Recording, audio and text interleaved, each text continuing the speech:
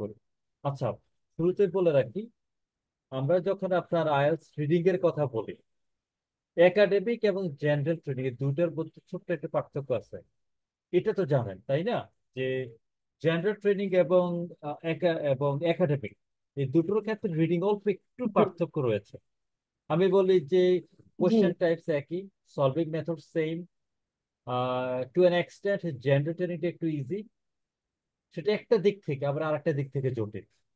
এবং দুটোর মধ্যে যদি আমি আপনার পার্থক্যগুলো বলি, আগে আমি একটু মুখে বলে নিই, এবং আপনারা যেহেতু একাডেমিক আইএলটিএস দিবেন, আমি একাডেমিকটা নিয়ে বেশি কথা বলবো। প্রথমত তিনটা সেকশন থাকে, আমি এটা লিখে রাখি, জিটি ভার্সেস এসসি। অর্থাৎ আমি বলতে চাচ্ছি জেনারেল ট্রেনিং ভার্সেস একাডেমিক দুটোর মধ্যে পার্থক্যটা কি? প্রথমত বলি যে আচ্ছা। দুটোর ক্ষেত্রেই তিনটা সেকশন বা তিনটা পার্ট থাকে, থ্রি সেকশন। দুটোর ক্ষেত্রে আপনি দেখবেন যে আপনার সেকশন থ্রি সেট, আমি বলি যে যদি আপনি একাডেমিক আইএলটিএস দিয়ে থাকেন, তাহলে আপনি সেকশন ওয়ানে ছোট দুটো টেক্সট পাবেন। যদি জেনারেল ট্রেনিং দিয়ে থাকেন, জেনারেল ট্রেনিং এ সেকশন ওয়ান এবং সেকশন টু তে ছোট ছোট দুটা করে চারটা টেক্সট আপনি পাবেন বা চারটা প্যাসেজ পাবেন। But academic IELTS a long তিনটা টেক্সট, সেকশন ওয়ানে একটা লং টেক্সট, সেকশন টু এ আরেকটা, সেকশন থ্রি তে আরেকটা। ক্লিয়ার কিনা? যারা একাডেমিক আইএলটিএস দিবেন, জি আপনি তিনটা লং টেক্সট পাবেন তিনটা সেকশনে। বাট যদি জেনারেল ট্রেনিং দিয়ে থাকেন, আপনার প্রথম দুইটা সেকশনে ছোট ছোট দুইটা করে চারটা টেক্সট পাবেন, আর সেকশন থ্রি সবার জন্য সেম। ক্লিয়ার? আমি আশা করবো যে এটা নিয়ে আপনার কনফিউশন থাকার কথা না। তিনটা সেকশনে জি। আপনার টোটাল 40 কোশ্চেন থাকবে, 40 কোশ্চেন। এবার আপনি জেনারেল ট্রেনিং দেন আর একাডেমিক দেন বা যাই হোক, 40 কোশ্চেন, আপনি টোটাল সময় পাবেন 60 মিনিটস। একটু মনে করে দেখেন, আমরা যখন আপনার লিসনিং পার্টে কথা বলেছিলাম, আমরা কিন্তু যারা পেপার বেসড টেস্ট দিবে, আমাদের কি ছিল আপনার 10 মিনিট এক্সট্রা টাইম ছিল পরে গিয়ে। কিন্তু এখানে আপনাকে কোনো এক্সট্রা টাইম দেওয়া হবে না। আমি লিখে no extra time, time for transferring এর আনসার,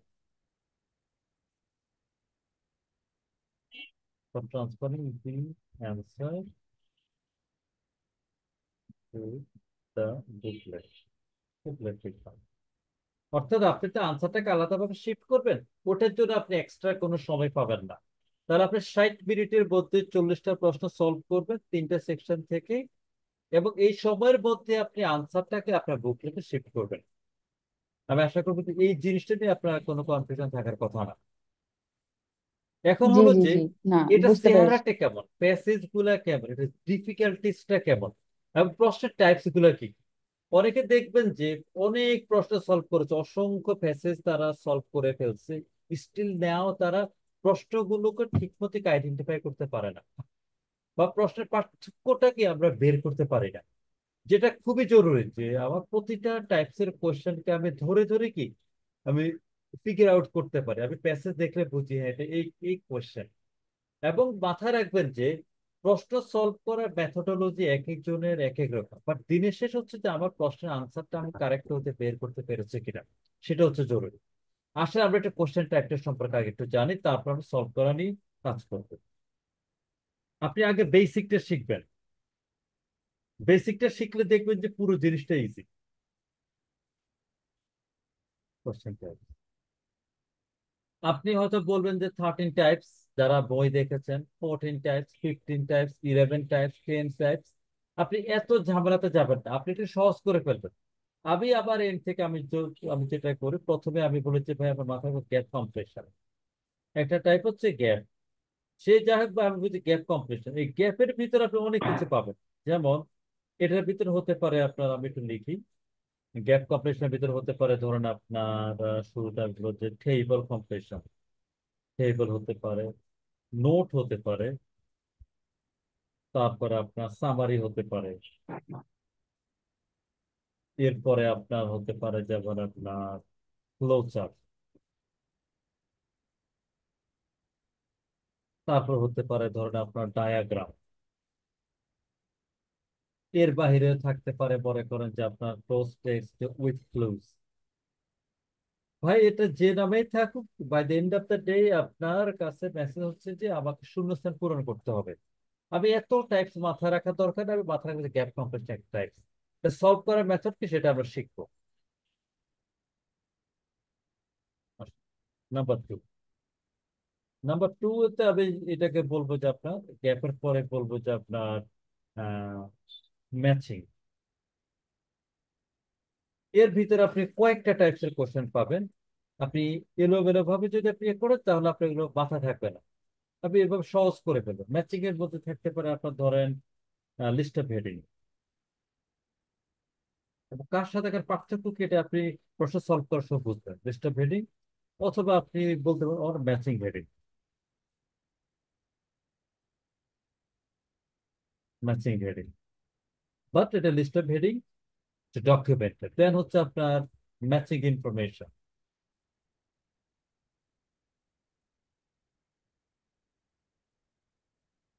এটাকে আপনি অথবা বলতে পারেন যে ম্যাচিং লোকেশন। আমরা আজকে প্যাসেজে আমরা এই কোশ্চেন টাইপস গুলো দেখবো। দেন আপনি নাম্বার থ্রি আমি যেটাকে বলবো যে ম্যাচিং ফিচার্স।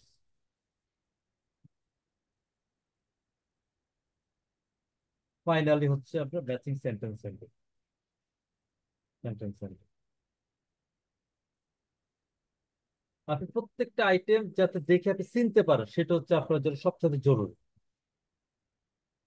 নাম্বার থ্রি যেটা আমরা বলবো যে আমি এটাকে বলি যে আপনার ট্রু ফলস নট গিভেন বা ইয়েস নো নট গিভেন। আপনি এভাবে মনে রাখাটা আপনার জন্য সহজ। অথবা আপনি ভিন্ন নামে আমি বলবো যে মাথা রাখতে পারেন, তারপরে সবচেয়ে সহজ হয় যে ট্রু ফলস নট গিভেন আর ইয়েস নো নট গিভেন। এইভাবে মাথা রাখলে বেটার। ট্রু ফলস, বা এটাকে অনেকে জাজমেন্ট বা জাস্টিফিকেশন বলতে পারে। আপনি লিখলাম জাজমেন্ট বা জাস্টিফিকেশন লিখে রাখলাম। Judgement hmm. ও জাস্টিফিকেশন। নট গিভেন আছে তো। হ্যাঁ, একটু লিখে দিচ্ছি, ব্র্যাকেটে দিয়ে দিচ্ছি। এটা হচ্ছে true false not given. Just আপনার এটা মনে রাখার জন্য, অন্য কোনো কিছু না। অথবা এটা হতে পারে ইয়েস টু নট গিভেন। এটার মধ্যে বেসিক একটা পার্থক্য রয়ে যাবে কোনটা কি, বাট হাউএভার যেটাই বলে না কেন solving method almost same. Not given আমরা যখন সলভ করবো তখন আমরা একটুখানি আলোচনা করে নিব। আগে আমরা বেসিক জিনিসগুলো ক্লিয়ার ওকে। করি। তিনটা গেল। আপনি আরেকটা, সরি,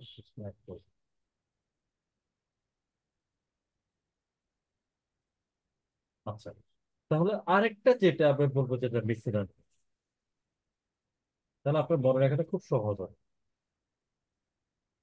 যে এর বাইরে আরো কয়েকটা টাইপ থাকতে পারে। এর মধ্যে আপনি ধরে রাখেন যে ধরেন এমসিকিউ, এমএমসিকিউ।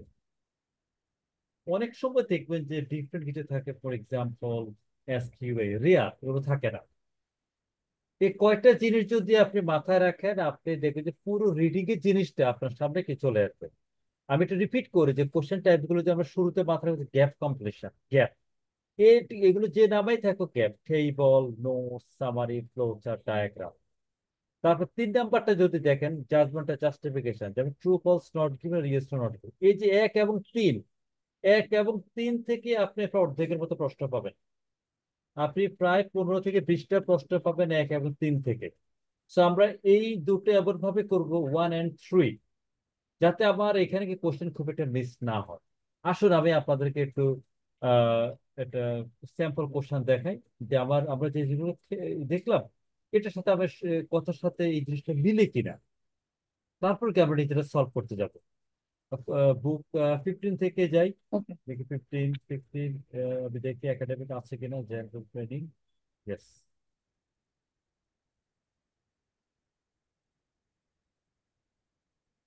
আসলে আমরা এই বইটা থেকে একটু দেখি রিডিং এর কোশ্চেন টাইপসটা কেমন। যেহেতু একাডেমিক সেহেতু আপনি তিনটা সেকশন পাবেন এখানে। যেমন এই যে টেস্টটা দেখেন, প্রথমে দেখেন টেস্ট 3, একটা টেস্ট এখানে দেখেন রিডিং প্যাসেজ 1। টোটাল আপনি তিনটা প্যাসেজ পাবেন। দেখেন রিডিং প্যাসেজ 1, প্রতিটা প্যাসেজ জন্য 20 মিনিট দেয়, ঠিক আছে, বাট আপনি ধরে নেবেন যে আবার 3টা মিনিট 60 মিনিট, আপনি এখানে কম বেশি টাইম ইউজ করতে পারেন। প্রথম প্যাসেজে থাকবে 13টা কোশ্চেন। তারপরে আসেন আবার রিডিং প্যাসেজ 1 গেল। এরপর দেখেন রিডিং প্যাসেজ 2। এখানেও ভাই 13টা কোশ্চেন থাকবে, 14 to 26। খেয়াল করে দেখেন। তারপর আবার থার্ড যে প্যাসেজটা বা থার্ড যে টেক্সট, সেখানে আপনি দেখেন রিডিং প্যাসেজ 3। এখানে দেখেন 27 to 40, টোটাল 14 কোশ্চেন। এই সবকিছু মিলিয়ে হচ্ছে আমার 40 কোশ্চেন। এবার দেখেন, আমি বলেছিলাম যে আমার 1 এবং 3 অর্থাৎ গ্যাপ এবং ট্রু ফলস নট গিভেন এই দুটো থেকে প্রায় 20টার মধ্যে কোশ্চেন থাকে। 40টার মধ্যে প্রায় 20টা। একটু খেয়াল করেন, আবার যখন প্রথমটাতে আমি যখন আসলাম, দেখেন রিডিং প্যাসেজ 1, প্রত্যেকটা এইভাবে আপনাদের আরো কয়টা টেস্ট দেখাবো, আপনি নিজেরাও দেখবেন। এই টেস্টে দেখেন আমাদের 13টা কোশ্চেন। এই প্রথম প্যাসেজে সাধারণত আপনার গ্যাপ থাকে এবং ট্রু ফলস নট গিভেন আর ইয়েস নট গিভেন থাকে। আমি রিপিট করি, প্রথমটাতে সাধারণত 1 এবং 3 থাকে, অর্থাৎ আমার গ্যাপ কমপ্লিশন এবং ট্রু ফলস নট গিভেন দেখেন 1 থেকে 7, true false not given yes not given, খেয়াল করে দেখেন। তারপরে আসেন 8 থেকে 13, দেখেন কমপ্লিট দ্য নোটস ফিল, আপনি ধরে বলতে গ্যাপ কমপ্লিশন। এখানে কতগুলো দেখেন, এখানে 8 থেকে 13, অর্থাৎ 8, 9, 10, 11, 12, 13, 6টা। তাহলে আমি অলরেডি প্রথম প্যাসেজে পেলাম 13টা, আমার 40টার মধ্যে। সেকেন্ডটাতে আসেন, এই যে দেখেন লিস্ট অফ হেডিং, আপনি শুরুতে পেয়ে আমরা যেটা বলতে ব্যাচিং এর একটা টাইপ, লিস্ট অফ হেডিং। চেহারা কেবল সলভ করতে গেলে আরো ভালো করে বুঝতে বুঝতে পারবেন। তারপরে আসেন দেখেন, আবার দেখেন সেই গ্যাপ কমপ্লিশন, কমপ্লিট সামারি। দেখেন আবার গ্যাপ কমপ্লিশন, কতগুলো পেলেন, 1, 2, 3, 4, 5, 6টা। তাহলে আমার 13 + 6। আবার গ্যাপ এবং ট্রু ফলস নট গিভেন মিলে অলরেডি দুইটা প্যাসেজ মিলে আমি 19টা প্রশ্ন পেলাম। একটু খেয়াল করে দেখেন। থার্ড প্যাসেজে আপনি যখন আসলেন, থার্ড প্যাসেজে আপনি শুরুতে পেলেন কি, আপনি দেখেন কমপ্লিট ইচ সেন্টেন্স, অর্থাৎ এটা ম্যাচিং সেন্টেন্স এন্ডিং। দেখেন ম্যাচিং এর আমরা আরেকটা টাইপ পেলাম এখানে। তার নিচে দেখেন আবার দেখেন গ্যাপ কমপ্লিশন, কতগুলো দেখেন, 1, 2, 3, 4, 5, তাহলে আবার 19 + 5। তারপরে আমি দুইটা টাইপস থেকে পেলাম 24 কোয়েশ্চেন, 5 × 8 = 40। যদি আমি আহ এবার যদি বলি, তাহলে 8, 8, 3, 8, 24, আচ্ছা 60% কোয়েশ্চেন দেখেন শুধু দুইটা টাইপ থেকে। আর লাস্ট যে কয়টা, এই কয়টা হচ্ছে আমার এমসিকিউ। এই যে প্রথমে একটা টেস্ট যে আমরা আলোচনা করলাম, আপনি পুরোটা জিনিস খেয়াল করে দেখেন। প্রথম যে টেক্সট, প্রথম প্যাসেজটা জেনারেলি খুবই সহজ হয়। এই প্যাসেজে 13টা প্রশ্ন, 13টা প্রশ্নই কারেক্ট করা যায় এবং এটা করতে 20 মিনিটসও লাগে না। সে থেকে আপনাদের গোল যদি আপনার ব্যান্ড 6 হয়, যাদের গোল ব্যান্ড 6, আমি বলবো যে ভাই প্রথম দুইটা প্যাসেজ আপনি খুব ভালো করে করেন। আপনি এখানে সময় একটু বেশি নেন, এটাই আপনাকে অলমোস্ট 20+ কারেক্ট করতে হেল্প করবে এবং এতে করে আপনার স্ট্রেসটা কমে যাবে। এখন আপনাদের যেটা করণীয় যে আমি কিভাবে রিডিং এ ভালো করতে হুম। পারি, আমি কি শুধু প্রশ্ন সলভ করব?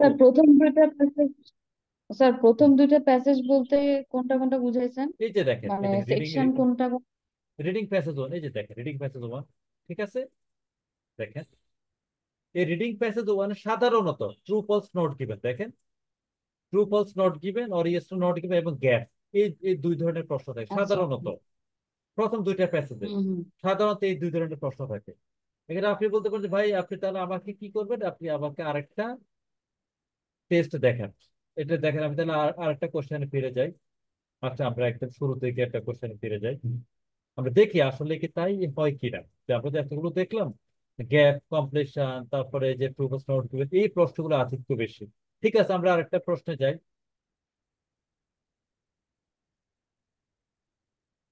একটা প্যাসেজ বা এরকম হয় কিনা, বা যেটা বললাম যে দুই ধরনের টাইপ থেকে প্রায় 20+ কোশ্চেন্স এর মতো থাকে, আমরা সেটাকে আরো দুই একটা টেস্ট থেকে আমরা কি একটু অ্যানালিসিস করে দেখি। অ্যানালিসিসের মাধ্যমে কি আমরা দেন রিয়েলাইজ করবো এবং এটা রিভিল করার চেষ্টা করবো আসলে কতটুকু এটা ঘটে। আমি বলি যে প্রায়, অলমোস্ট, হ্যাঁ। এটা কিন্তু সব সময় হবে বিষয়টা, কিন্তু তা নয়। আসেন, এই যে আমরা আরেকটা টেস্টে খুঁজে পেলাম, দেখেন দেখেন রিডিং প্যাসেজ ওয়ান। হ্যাঁ, খেয়াল করেন, 20 মিনিটস কোশ্চেন 1 to 13, নাটমেগ, এটা হচ্ছে টাইটেলটা। দেখেন ওর প্রথমে হচ্ছে কি, এই যে complete the notes, gap completion, কয়টা? 4টা পেলেন। তারপর হচ্ছে ট্রু ফলস নট গিভেন, দেখেন কয়টা? 7টা। আবার হচ্ছে কি, কমপ্লিট দ্য টেবিল, আবার হচ্ছে গ্যাপ কমপ্লিশন। এখানে আমরা পেলাম কত? 13 কোশ্চেন। এরপরটাতে আপনি যদি দেখেন, রিডিং প্যাসেজ 2, আমার কোশ্চেন 14 to 26। ওর হচ্ছে যে আপনি দেখেন শুরুতে হলো আমার, এটা হচ্ছে আমার ম্যাচিং ইনফরমেশন, ম্যাচিং এর একটা একটা টাইপস। এরপরে আমি আবার পেলাম গ্যাপ কমপ্লিশন, দেখেন 1 2 3 4। আমি এখানে পেলাম আরো কয়টা কয়টা কোশ্চেন আপনি দেখেন, 4টা কোশ্চেন, তাহলে 19 4 কত? 23, 23, সরি, 13 + 4 = 17, আমি সরি, 13 4 17টা পেলাম। আবার হচ্ছে এখানে দেখেন MMCQ, ভালো কথা। থার্ড প্যাসেজে চলে আসছে আমরা। থার্ড প্যাসেজে দেখেন আবার শুরুতে হচ্ছে আমার MCQ, তারপর হচ্ছে আবার কি, এখানে দেখেন ম্যাচিং ফিচার্স, ম্যাচিং ফিচার্স বা ম্যাচিং স্টেটমেন্ট। ফাইনাল হচ্ছে আবার গ্যাপ কমপ্লিট 1 2 3। তো 17 + 3 = 20 কোশ্চেন। তাহলে আমরা যেটা পেলাম, যে আমার 1 এবং 3, এই যে এই জায়গায় যদি আপনি দেখেন 1 এবং 3 বলতে আমি বলতে চাচ্ছি যে আমাদের এই ব্যাখ্যা অনুযায়ী আমরা 1 নম্বরে রেখেছিলাম গ্যাপ কমপ্লিশন, এটা একটুখানি দেখেন, গ্যাপ কমপ্লিশন। তারপর হচ্ছে আবার 3 নম্বরে হচ্ছে যেটা জাজমেন্ট জাস্টিফিকেশন। এই দুটার মধ্য থেকে আমরা প্রায় 20-র মতো কোশ্চেন পেলাম। তার মানে এই দুটোকে আমরা খুব ভালো করে সলভ করব, যে এগুলো যেভাবেই করুক না কেন আমি যাতে 80 to 90%, ইভেন অলমোস্ট 100% কোশ্চেন আমি কারেক্ট করতে পারি। মাথায় রাখবেন যে এই যে MCQ, তারপরে এই যে ম্যাচিং, এগুলো কম্পারেটিভলি একটু জটিল, বাট আপনি যদি রাইট ওয়েতে প্র্যাকটিস করেন, খুব একটা কঠিন কাজ না। এখন হলো যে আপনি কিভাবে রিডিং এ ভালো করতে পারেন, সেটা নিয়ে কথা বলবো। দেখেন শুধু প্রশ্ন সলভ করলে আপনি কিন্তু ভালো করতে পারবেন না। প্রশ্ন যদি শুধু সলভ করতে থাকেন, এতে হবে কি, আপনার ব্রেনটা অটোমেটাইজ হবে। বাট আমি যেটা বলি যে রিডিং এ ভালো করার জন্য প্রথম কাজ, রিডিং স্পিড আপনাকে বাড়াইতে হবে। অর্থাৎ আপনি পার মিনিটে চেষ্টা করবেন যে 150+ ওয়ার্ডস পড়া। এই পড়া বলতে শুধু রিডিং পড়ে যাওয়ার কথা আমি বলছি না, আমি বলতে হচ্ছে কম্প্রিহেন্ডিং অ্যাবিলিটি। আপনি এটা রিডিং এর সাথে সাথে কি আপনার আন্ডারস্ট্যান্ডিং অ্যাবিলিটি, অর্থাৎ আপনি এটা ধরতে পারছেন কি বলছে, লাইক বেঙ্গলি আপনি এটা পড়লেন, ট্রান্সলেট করলেন, অত সবাই কিন্তু আপনার নাই। আপনার রিডিং স্পিডটা অবশ্যই বাড়াইতে হবে, এবং এটা যদি 150+ হয়, আপনার ব্যান্ড 7+ আপনি পাবেন ইনশাল্লাহ। এবং এটা আপনাকে হেল্প করবে লিসনিং এ। লিসনিং এ দেখেন আপনি 3টা কাজ করেন সাইমultaneous, আপনি লিসনিং করেন, আপনি রিডিং করেন, আপনি রাইটিং করেন। এই জন্য আমি বলি যে যারা রিডিং এ ভালো, তাদের লিসনিংটা ভালো হয়। কি জন্য? কারণ যারা রিডিং এ ভালো, তাদের রিডিং স্পিডটা খুব বেশি হয়। এটা তাদের লিসনিং এ তাদেরকে অনেক বেশি হেল্প করে। আর শুধু যদি এই কেমব্রিজের প্রশ্নগুলো সলভ করে যান বা এই প্যাসেজ গুলো সলভ করেন বা সব সলভ করেন, এতে কিন্তু আপনার জন্য যথেষ্ট হবে না ভালো স্কোরের জন্য। আপনাকে ভ্যারাইটিজ আর্টিকেলস পড়তে হবে। এই জন্য আমি খুব বেশি রিকমেন্ড করে জার্নাল পড়ার জন্য। Journal, magazine, even news papers, এগুলো পড়লে হয় কি, এটা আপনার একটা রিডিং হ্যাবিট তৈরি করে, এবং যে কোনো রিডিং প্যাসেজ বা রিডিং আর্টিকেল দেখলে আপনার কাছে খুব সহজ মনে হবে। শুরুর দিকে প্যাসেজ গুলো সলভ করতে গেলে আপনার দুর্বোধ্য মনে হতে পারে, বাট আমি রিকোয়েস্ট করবো যে আপনি শুধু পড়েন আগে, রিডিংটা পড়েন এবং আন্ডারস্ট্যান্ডিং এর চেষ্টা করেন। আপনি আগে প্রশ্ন সলভ করতে যাবেন না। প্রশ্ন সলভ করে যথেষ্ট সময় আছে, প্রশ্ন সলভ করার জন্য আমি আপনাদেরকে প্রত্যেকটা ক্লাসে প্রত্যেকটা আইটেম ধরে ধরে আমি শিখিয়ে দেবো যে এটা এইভাবে করবেন, এটা এইভাবে যাবেন। আবার আইডিয়া গুলো আপনার কাছে ইফেক্টিভ হতে পারে, নাও হতে পারে, বাট আবার আইডিয়া গুলো নেওয়ার পর আপনি নিজে নিজে অ্যাপ্লাই করবেন যে আপনি অন্য কোনো মেথড বা প্রসেস বের করতে পারেন কিনা। আপনার যেটা ইফেক্টিভ মনে হয় সেই অনুযায়ী প্রশ্ন আপনি সলভ করবেন। এনিওয়ে, আমার রিকোয়েস্ট থাকবে যে আপনারা রিডিং স্পিড এবং রিডিং স্কিল এই দুটো নিয়ে বেশি কাজ করবেন। এ হচ্ছে মোটামুটি আইএলটিএস রিডিং এর বেসিক কথাবার্তা বা ফাউন্ডেশনের যে জিনিসগুলো, এটাই যদি একটু মাথায় রাখেন, বাকি কাজগুলো হচ্ছে যে কিভাবে প্রশ্ন সলভ করতে হয়, কিভাবে টাইম ম্যানেজমেন্ট করতে হয়, এবং কিভাবে রাইট ওয়েতে কাজ করলে আপনি কি সর্বোচ্চ স্কোর পেতে পারেন। এই জন্য আমি বলি যে তিনটা বিষয়ের সমন্বয় হচ্ছে কি আপনার আইএলটিএস এ ভালো করা যায়। সেটা হচ্ছে আপনার টাইম ম্যানেজমেন্ট, স্ট্রেস ম্যানেজমেন্ট এবং অ্যাকিউরেসি। জাস্ট এটা মাথায়, টাইম, টিএসএ। আপনি টাইমটা ম্যানেজ করতে পারলে আপনি স্ট্রেসটা অটোমেটিক রিলিজ হবে, এবং এতে করে কি আপনার অ্যাকিউরেসি রেটটা বাড়বে। আর রিডিং এটা ভালো করার জন্য আপনি রিডিং স্পিডটা বাড়াইতে হবে, অর্থাৎ আপনি খুব স্কিল একজন রিডার হইতে হবে। সেই যাক, আমি যতটুকু শেয়ার করছি এখন এর ভিতর থেকে আপনাদের কোশ্চেন থাকলে কোশ্চেন নিব।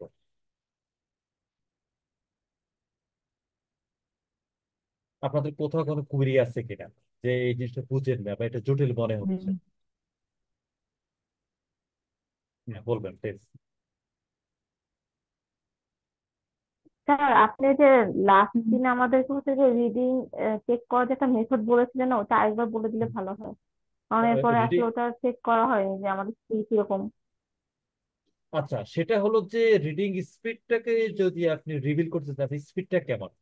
আপনি ধরেন এই যে টেক্সট, এই টেক্সটার আপনি এখান থেকে এখান পর্যন্ত পুরোটা আপনি 1 মিনিটে পড়লেন, অর্থাৎ আপনি 1 মিনিটে এটাকে টেস্ট করবেন। যেই কোনো দুইটা লাইনে আপনি ওয়ার্ডগুলোকে কাউন্ট করুন, ধরেন এই একটা লাইন এবং একটা লাইন। এই দুইটা লাইনে ধরেন প্রথম লাইনে ওয়ার্ড আছে 16টা, সেকেন্ড লাইনে ওয়ার্ড হচ্ছে কত, 14টা, দুইটা মিলে 30। এটাকে আপনি 2 দিয়ে ভাগ করবেন, ভাগ করলে 15। এই যে এটা দিয়ে আপনি টোটাল লাইনকে আপনি গুণ করবেন, তাহলে কতগুলো লাইন, 3, 5, 8, 10, 12, 14। অর্থাৎ আপনি এখন টোটাল ধরেন আপনি পড়তে পেরেছেন কত লাইন, 15 লাইন। প্রতিটা লাইনে এভারেজে 15টা করে শব্দ আছে। তার মানে আপনি রিডিং এর স্পিড হচ্ছে 225 ওয়ার্ড প্রতি মিনিটে। বুঝছেন কিনা? আপনি এই একটা আর্টিকেল পড়লেন, ওই আর্টিকেলে যতগুলো লাইন আছে সেখান থেকে যেই কোনো দুইটা লাইনের ওয়ার্ডগুলোকে আপনি কাউন্টে 2 দিয়ে ভাগ করবেন। ওই ভাগফলকে আপনি টোটাল লাইন দিয়ে গুণ করবেন। গুণ করলে যে যোগ, যে গুণফল পাওয়া যায় সেটা হচ্ছে আপনার রিডিং স্পিড। এটা ইনিশিয়ালি আপনারা কি বাসায় অ্যাপ্লাই করতে পারেন, এবং এটা দ্বারা আপনি রিভিল করতে পারবেন যে আপনি রিডিং স্কিলটা কোথায়। ক্লিয়ার হয়েছেন কিনা? জি স্যার। হ্যাঁ, ওকে, থ্যাংক স্যার, ইউ। আমাদের হাতে কত থাকতে হবে দেখছো না পার মিনিট? বুঝিনি, মানে আবার বলেন। পার মিনিট কি 150 ওয়ার্ড পড়ার কি হ্যাঁ হ্যাঁ, থাকতে হবে আপনি তো? আপনি আপনি গোল রাখবেন তো 150+। 150+ হলে আলহামদুলিল্লাহ যথেষ্ট ভালো। আর কারা কোনো কুইরি? না, না স্যার। বেসিকটা ধরতে পেরেছেন কিনা, যে বেস কি কি জিনিস হয়? যদি আপনাদের কোনো কনফিউশন না থাকে, আমি রিকোয়েস্ট করব যে এখন যথেষ্ট পরিমাণ রিডিং করেন প্রতিদিন। আমি বলবো যে at least 10 pages, around 30 minutes reading এর জন্য আপনারা ব্যয় করবেন। আমি কিন্তু কোশ্চেন সলভ করার কথা বলিনি, আমি বলছি only reading skill, reading habit এবং রিডিং স্পিড, এই তিনটে জিনিসটা আপনার কাজ করেন। এই প্রশ্ন সলভ করা ভাই, কয়টা ক্লাস করলে এটা আপনি মেথড বুঝে যাবেন, আপনি ওটা সলভ করতে পারবেন। বাট রিডিং স্কিল, রিডিং এর যে স্কিলটা, এটা নিজ থেকে কিন্তু তৈরি করতে হবে। যে আমি এটা খুব কমফোর্টেবলি পড়তে পারি কিনা, আমি কতটুকু কমফোর্টিং পড়তে পারি, এবং আমি রিডিংটা যখন পড়ি আমি খুব স্বাচ্ছন্দ্যে পড়তে পারছি কিনা, নাকি আবার ভোকার মিনিং খুঁজতে হয়, আবার একটা সেন্টেন্সের মিনিং করতে আমার অনেক চিন্তা করতে হয়, বা আমার ট্রান্সলেট করতে হয়। হ্যাঁ, যখন এগুলো থেকে বেরিয়ে আসবে দেখবেন রিডিংটা খুবই ইন্টারেস্টিং। আচ্ছা, আজকে আমি আর সেকেন্ড সেশন নিব না, কোনো কোশ্চেনে সলভ করাবো না। আমরা ইনশাল্লাহ বৃহস্পতিবার, আলাদা সব ঠিক রাখে, ঠিক 9টায়, আমরা আমি টাইমটা বলি 9টায়। আমি আপনাদেরকে টেক্সট করি বা নাই করি, ইনশাল্লাহ আমরা ঠিক 9টায় কি ক্লাসে জয়েন করে ফেলবো। 9টার মধ্যে আমরা জয়েন করব। এবং এখন এই স্কেজুল আচ্ছা অনুযায়ী স্যার। আমাদের ক্লাস অ্যাজ ইট ইজ চলতে থাকবে। আর পরিস্থিতি ভালো হলে, যেমন আপনার যেটা এখন যে যেটা কি বলে না, কারফিউটা যদি ইনশাল্লাহ সামনে আরো একটু শিথিল হয়, তখন আমরা হচ্ছে কি ফিজিক্যাল ক্লাসগুলো ইনশাল্লাহ শুরু করবো। কারণ আমি এই সিচুয়েশনে আপনাদেরকে আসলে আপনারা ফিজিক্যাল ক্লাসের জন্য বের হন বা হবে সেটা আমি বলবো না। তো আমরা একটা অনলাইনে জয়েন করবো, ঠিক আছে? আর অনেক দিন গ্যাপ হলো এই জন্য এক্সট্রিমলি সরি। আপনার বাসায় প্র্যাকটিস করতে থাকেন। ইনশাল্লাহ আমরা আগামী বৃহস্পতিবার ঠিক 9টায় জয়েন করবো।